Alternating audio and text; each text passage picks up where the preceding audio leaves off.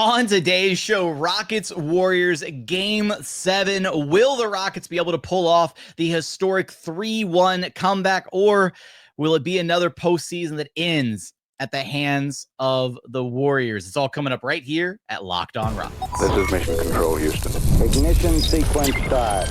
6, 5, 4, 3, 2, 1.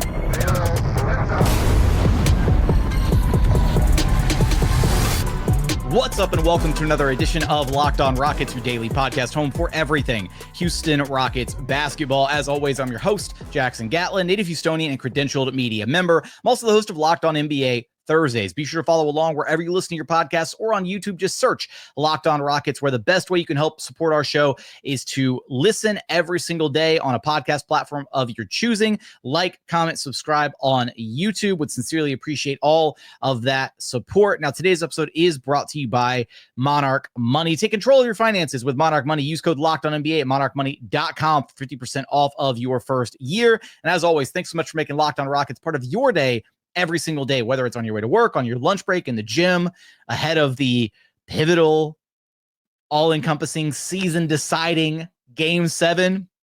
Thank you so much for being an everydayer. Rockets, Warriors, Game 7.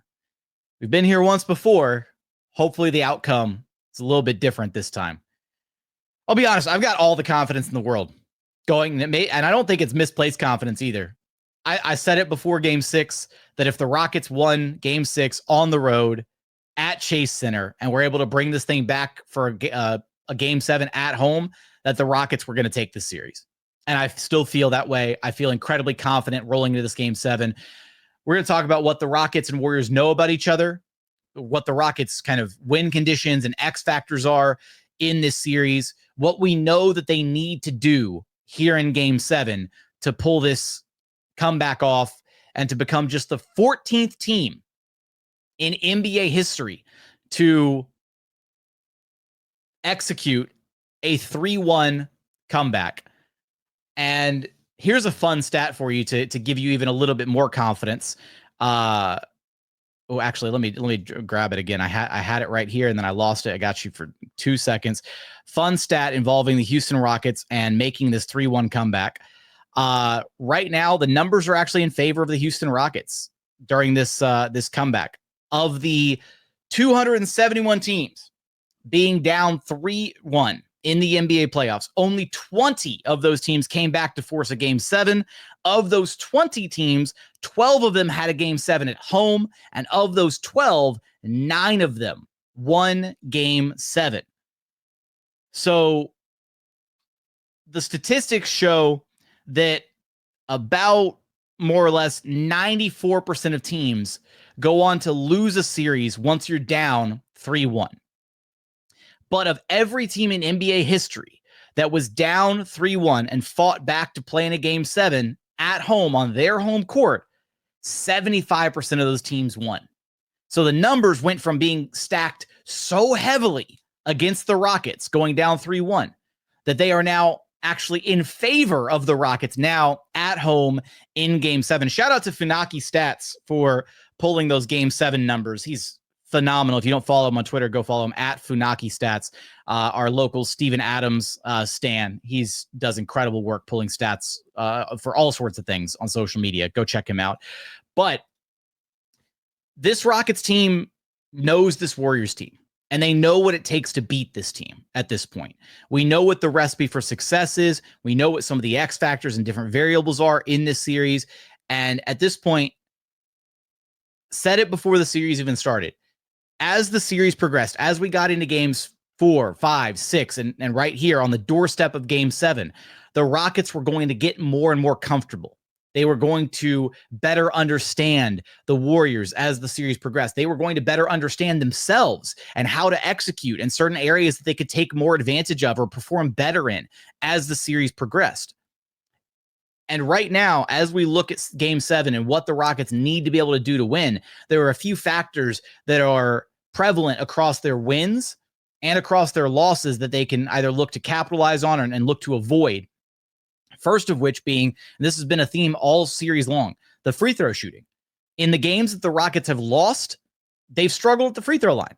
In the Rockets' 3 losses against the Warriors so far in this series, they managed to shoot 55% in the game 1 loss at the charity stripe. Then they shot 58% in the game 3 loss. And then they shot 61.3% in the game 4 loss. Meanwhile, in the Rockets' 3 wins of this series, game 2, they shot 80%. Game 5, they shot 84.2%. And game 6, they shot 71.7%. And yeah, the game 6 number is a little bit lower than the other two. It's sub 80%. But keep in mind, right, that was the Steven Adams, hack and Adams strategy, all that stuff. So by and large, you take care of business at the free throw line in a series where the margin for error is so incredibly razor thin, then you're going to be just fine. Right? Rockets are a physical team. They're going to generate free throws. The Warriors may even go back to the hack and Adams strategy, although it blew up in their face in game 6. So maybe Steve Kerr doesn't elect to go back to that strategy. Who knows what his game plans are ahead of this one. We'll talk about maybe some of the adjustments that I think that the Warriors are going to make a little bit later on. But we know free throw shooting is going to be a big one here. The other big one, literally, Steven Adams. Where is he? Hell yeah, brother.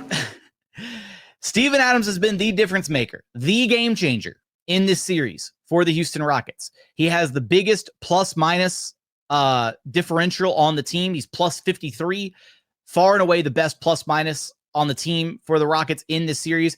Rockets are plus 53 when he's on the court. They're minus, I believe, 37 when he's not on the floor in this series.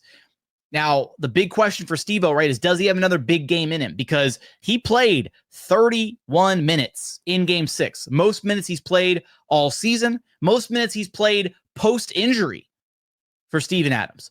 So can Ime Udoka lean on Steven Adams heavily again here in game 7? And do the Warriors have any answer for Steven Adams? I don't think that they do.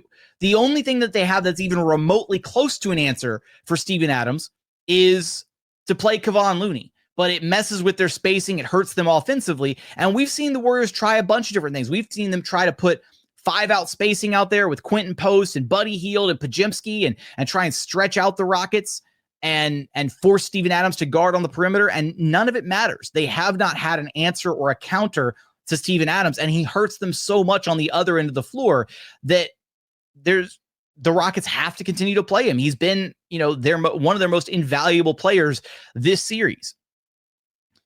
And the last piece here, and this is the real piece to the puzzle, and this is the one that honestly has me as much confidence as I have going into game 7, as demoralized as the Warriors looked after their game 6 loss on their own home court, right? They messed around. They should have tried to take care of this series in 5 games. Look, they're the older team. They're gassed. They looked defeated after game 6. They looked like they didn't have any answers for this Rockets team.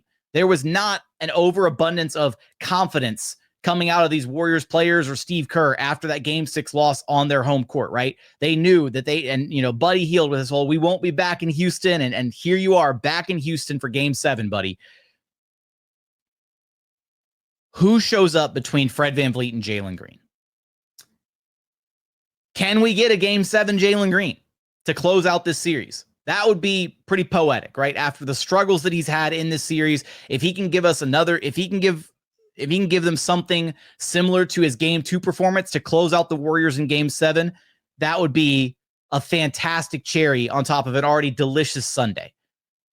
But you need one of them to show up. And look, Fred has been absolutely phenomenal. Fred has been so huge. He's been a Warriors killer the last 3 games. He's flat out outplayed Steph Curry. And over these last 3 games of the series, games 4, 5, and 6, his averages are absolutely insane. He's averaging just under 27 points per game to go along with 3.7 rebounds, 5.3 assists. He's shooting just under 67% from 3-point land. Those are absolutely obscene numbers. He's 18 of 27 from 3. That's unheard of. Shooting 59% overall. Does Fred have one more game in him? Does he have one more game where he can be the Rockets' leading offensive option? That's the worry, right? Or does he revert back to some of his earlier struggles in the series, or how he's struggled throughout most of this calendar campaign? Or can he put the Rockets on his back one more time offensively? He shouldn't need to, that role belongs to Jalen Green. And so it would be nice to see Jalen Green step up to the plate and deliver in game 7, because he's only had one game so far where he's been able to deliver offensively. Now, that's not to take away from what else Jalen Green has done in this series. The defense in game 6 was phenomenal. We're going to get into some of his defensive numbers here in just a moment, but it really feels like Jalen Green and his play in game 6. Do you get a good offensive game from Jalen, or do you get another game where he struggles offensively? That could very well be the difference maker in this game 7 outcome. We're going to talk about that, as well as adjustments from the Warriors, expectations, and so much more in just one moment. First, today's episode is sponsored by BetterHelp. The world has made a lot of progress when it comes to mental health, but there's still a long way to go. Too many people avoid therapy because they're afraid of being judged. But the truth is, taking care of your mental health should be just as normal as going to the gym or eating healthier. This Mental Health Awareness Month, let's normalize getting help and encourage everyone to prioritize their well-being. Because when people feel supported, families, workplaces, and entire communities are better off for it. Look, I'm somebody that's done therapy in the past. I found it to be an incredibly cathartic experience to have a professional, unbiased third party help walk me through some of the stuff that I was dealing with in my day-to-day personal life. It's not just about dealing with big problems. It's about maintaining your mental wellness, just like you do with your physical health, so you can deal with the everyday stuff that life throws at you. We're all better with help. Visit betterhelp.com/lockedonnba to get 10% off your first month. That's BetterHelp, HELP.com/lockedonnba. And continuing on here at Locked On Rockets, your daily podcast home for everything Houston Rockets basketball. All right, look, I want to talk a little bit about Jalen Green and kind of expectations for Game 7 and kind of his play throughout this series. But I want to run back this clip from Steven Adams after his post-game press conference from Game 6, because he talks about the idea of playoff risers. And I think there's definitely some notes of him hinting at kind of the struggles that Jalen Green has faced in this series so far. So let's run this clip back and then we'll talk about it. Do you believe in like the concept of like a playoff riser? And do you think that Fred has kind of found that mode these last few games?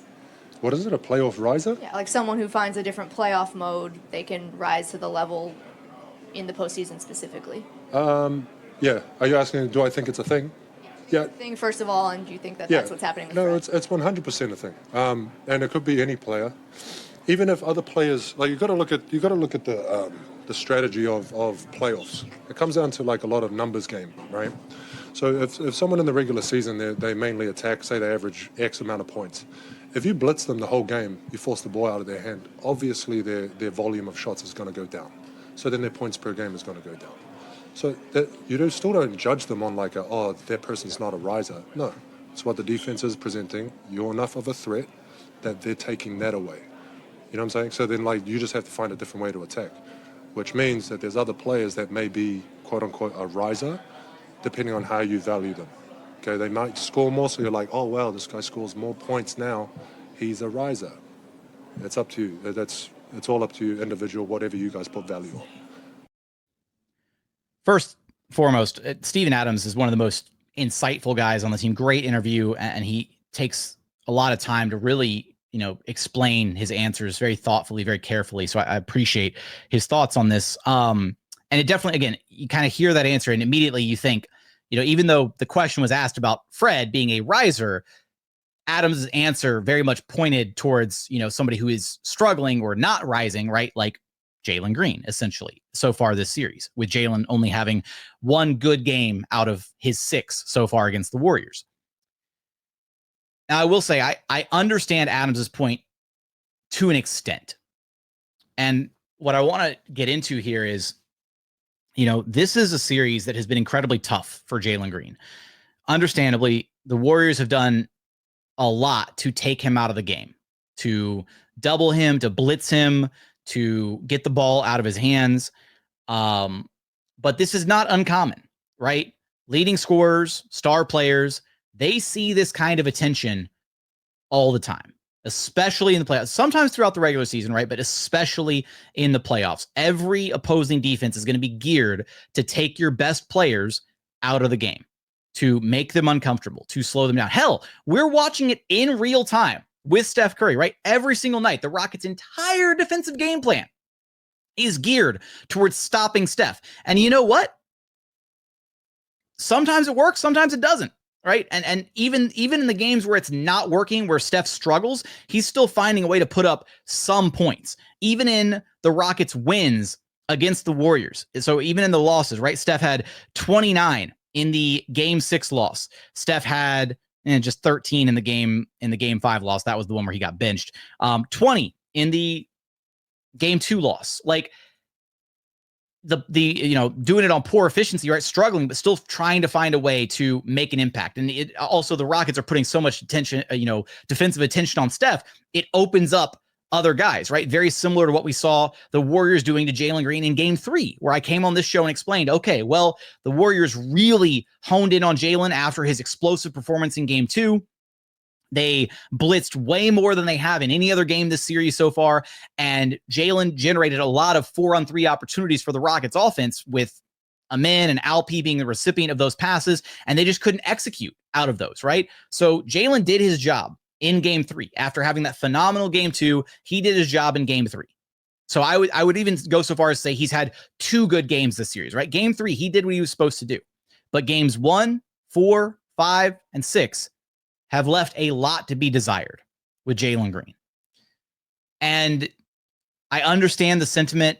It's his first playoff series. It's his first taste of this kind of defense, this kind of playoff intensity. Being at the top of the scouting report, being taken out of the game. But I'll raise you a couple points here. One, it's not just Jalen it's his first time in the playoffs, right? It's Alp's first time, it's Amin's first time, it's Jabari and Tari's first time. Like it's a lot of firsts for everybody up and down the roster. And using Sengun, right? His draft classmate from 2021. Alperen Sengun is playing out of his mind in this series. He's breaking historical records every other game.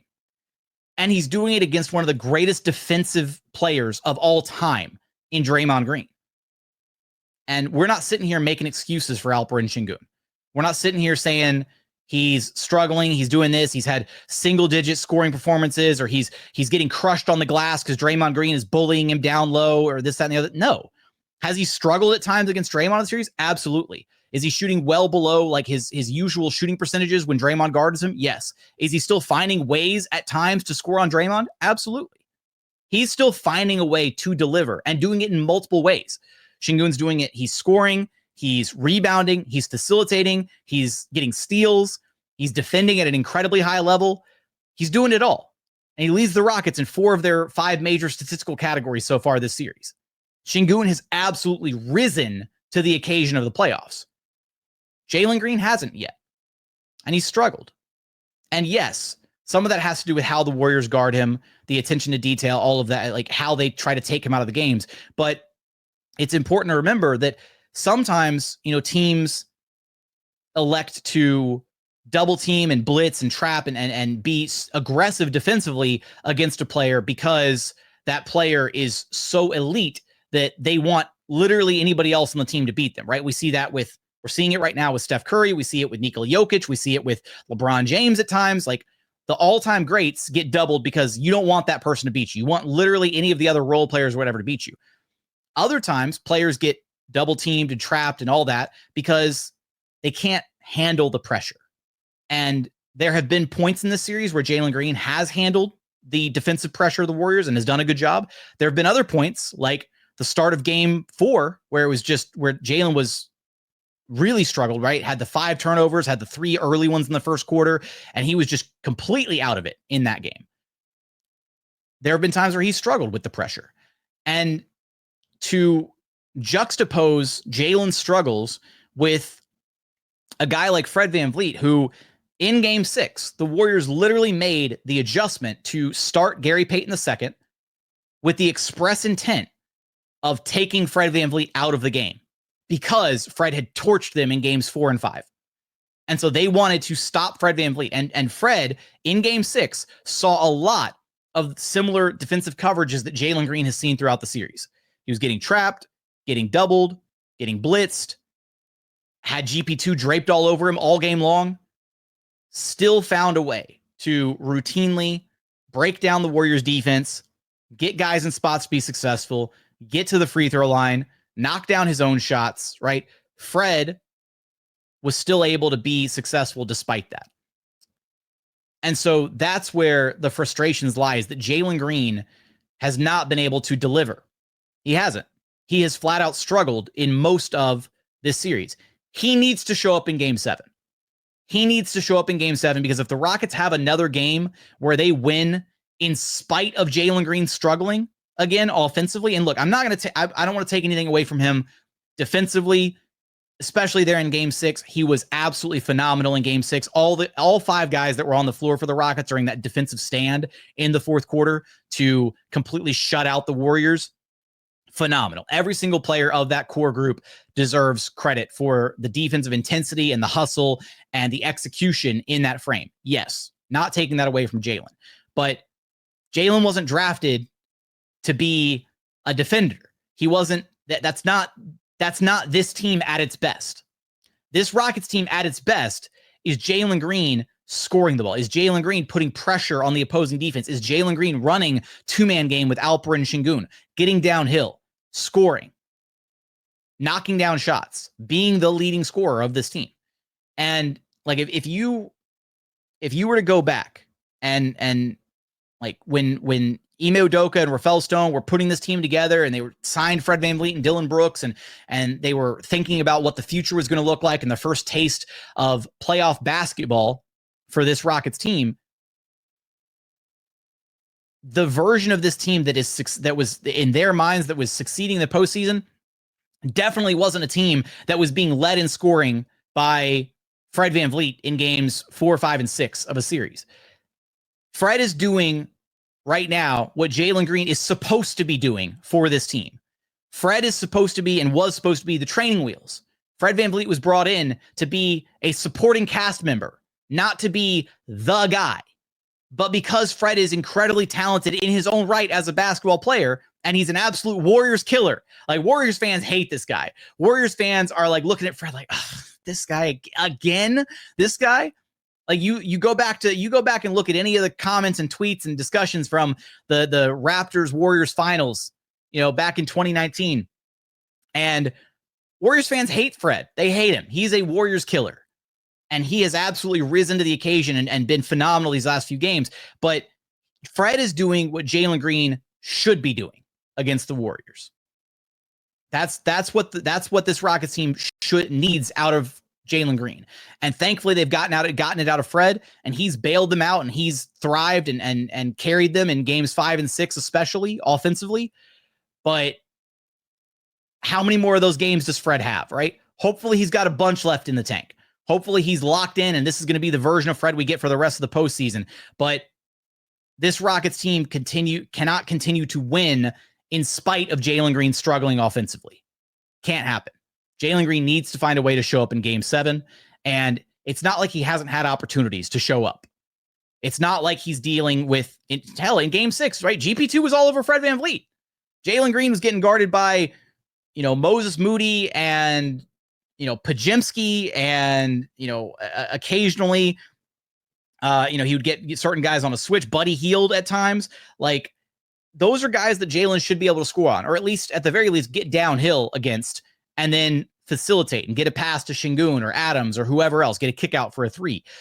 Like, to this point, Jalen Green has underperformed in this series. And it seems to me disingenuous to just blame it on youth or this, that, and the other thing, when other young guys in this series have been thriving. And when we've seen similar defensive coverages deployed against Jalen's backcourt mate and Fred VanVleet, and he's still finding a way to be effective. So this game 7 is going to tell us a lot about Jalen Green and what he can be for this Houston Rockets team. I hope he comes out and balls out in game 7. I want to see a Jalen Green awesome masterclass offensive performance in game 7. I would love nothing more than to see him succeed and have an offensive clinic and put away the Warriors in game 7 so that the Rockets can advance. That would be the best case scenario for this team. Will it happen? Who knows? Coming up, want to share final thoughts and expectations for this game, predictions. adjustments that we expect from the Warriors, and more. We're going to get there in just one moment. First, today's episode is brought to you by Monarch Money. Ever check your bank account and wonder, where did all my money go? Between dining out, online shopping, and entertainment, it's easy to lose track. That's where Monarch Money comes in, your personal CFO, giving you full visibility and control over your finances. Monarch Money isn't just a budgeting app, it's a complete financial command center. You can track all your accounts, investments, and spending in one place, so you stop just managing your money and start building your wealth. Managing money with your partner is smoother than ever. You can track shared and personal accounts, set goals, and stay on the same page without the stress. So take control of your finances with Monarch Money. Use code LOCKEDONNBA at monarchmoney.com for 50% off your first year. That's monarchmoney.com, code LOCKEDONNBA for half off your first year. And final segment here at Locked On Rockets, your daily podcast home for everything Houston Rockets basketball. All right, final thoughts before the Rockets get ready to take on the Warriors here in Game 7. We know some of the win conditions for the Rockets. We know that Jalen Green needs to find a way to show up here in Game 7 to make things easier on the Rockets. Not that they're incapable of winning without Jalen Green, but things would certainly feel a lot easier if Jalen Green's able to put together a good offensive performance against the Warriors in Game 7. I will say, seeing what the Warriors decide to do with their starting lineup is going to be really interesting because, again, they've run now 4 different starting lineups across 6 games of the series. They've had 4 different starting lineups. Now, one of those, right, was by necessity with, Jimmy Butler being hurt. So they rolled out Quentin Post and Buddy Hield, and they moved Moses Moody to the bench. And so then they swapped out Podziemski for GP2 in favor of defense versus offense to try and slow down Fred VanVleet. And so they've done some different things throughout this series. I'm very curious to see what Steve Kerr's kind of haymaker is that he tries to throw at the Rockets here in Game 7. Wouldn't be shocked to see another lineup change. Wouldn't be shocked to see them go, honestly, back to a more offensive-laden lineup because it very much feels like the Warriors' only answer to try and deal with the Rockets' size is to stretch them out and to space out the floor with shooters and punish the Rockets on the perimeter with guys knocking down shots, especially when the Rockets elect to go to their zone defense with Steven Adams. Although, credit to the Rockets, their zone defense has been phenomenal at still not only containing shots in and around the rim and limiting paint touches, but also guys just flying around, scrambling, closing out on shooters, preventing guys like Steph and Buddy Hield and Podziemski from getting those wide open looks from beyond the arc. Quentin Post, another one. So, and at this point, I don't even know. I don't know if Kerr has an answer. I don't know if Kerr has anything more that he can go to on his bench. The last variable, the last piece that the Warriors have yet to really deploy and play is I guess Jonathan Kuminga is the last rotation guy that we haven't seen get any kind of, extended burn. I will say, weirdly enough, Pat Spencer's actually been kind of effective in the minutes that he has played, weirdly enough. So maybe Kerr goes to some Pat Spencer minutes here in Game 7. Who knows? But I will say, I just want to make sure I get this out there before getting to any predictions or whatever. I think the Rockets are going to win. I think they're going to win. I said it in segment 1. I still have all this confidence in the world. The defense is legit. The Rockets have largely figured out the Warriors and what they are and aren't capable of. And Steph Curry is getting just suffocated defensively these last few games. And Jimmy Butler is still going to try and get his, and Jimmy Butler is still going to get to the free throw line and score a little bit. But even Jimmy Butler really struggles against the zone. And so the Warriors don't have enough to break down the Rockets zone. They don't have enough shooting across their roster to dissuade the Rockets from running their zone defense when Steph isn't on the floor. And even when Steph is on the floor, too much of their offense is catered around trying to find Steph Curry. They spend so much of their possessions at times waiting for Steph to run around a screen and to come off and to do this, that, and the other thing. And then, before you know it, it's under 10 seconds to go on the clock. Steph hasn't gotten open yet. And then Jimmy Butler has to try to bail them out, or Draymond Green has to try and put up some BS, or whoever, a role player has the ball in their hands and they have to put up a poor shot near the end of the clock. And that's the Rockets defense at work, really shutting down this Warriors team. So I think they take Game 7. I think they do. But I will say, I want to just clarify really quickly, regardless of the outcome of Game 7, because unfortunately, Steph Curry is one of the top 4 scorers of all time in game 7 performances. And so we could be, I mean, shoot, there's a couple years ago that the Warriors took the Sacramento Kings to a game 7, and Steph dropped 50 on Sacramento to eliminate them on their own home court. So it's not out of the realm of possibility that Steph Curry just completely explodes for an offensive bonanza in this game. Rockets are going to have to pay attention to detail. They're going to have to stick to him. Please, for the love of God, keep one of them in Thompson or Fred VanVleet on Steph Curry. Even to a lesser extent, Jalen Green. Those are the 3 best defenders on Steph Curry. In that order, Amin Thompson. Actually, I might go so far as to say Fred might be a better defender on Steph Curry than Amin Thompson. But 1A, 1B, Amin or Fred. And then as a third resort, as a last resort, Jalen Green. And I understand you've got to switch. You've got to put other guys out on him. But I'm talking about when you have the chance to set your defense after a made basket, after a dead ball, whatever. The primary defenders, before any switching occurs, before any of that other BS, it needs to be one of Amin or Fred, or to a lesser degree, Jalen, guarding Steph Curry. Dillon gets cooked. Tari gets cooked. Those 2 guys cannot be your primary on Steph Curry. They just can't. I'm sorry. And those 2 guys are better served using their strength and physicality elsewhere, guarding the Jimmy Butlers and the Draymond Greens of the Warriors lineup. So that's just one little anecdote there. I want to say, though, that regardless of the outcome of this game, even though I have the utmost confidence the Rockets do win this game, you've got to be incredibly proud of this entire group and for what they've achieved this season and for mounting this comeback against the Warriors. And hey, look, maybe it's the 3rd time the Rockets mount a 3-1 comeback. That'd be some storybook stuff right there. That'd be the most 3-1 comebacks for any franchise in the history of the NBA. More than any other team has had 3-1 comebacks. And to do it in this way, right, to be able to exercise those playoff demons and finally get past the Golden State Warriors on your home court in a game 7, 7 years after the Rockets failed to get past the Warriors with James Harden in that pivotal game 7 where they missed 27. Oh, that's my other note. Please, for the love of God, just don't miss 27 threes. Like, if somehow something ridiculous like that happens again, where the Rockets miss 27 threes or they miss 27 free throws or something BS like that, some kind of mess like that, I'm going to lose my mind.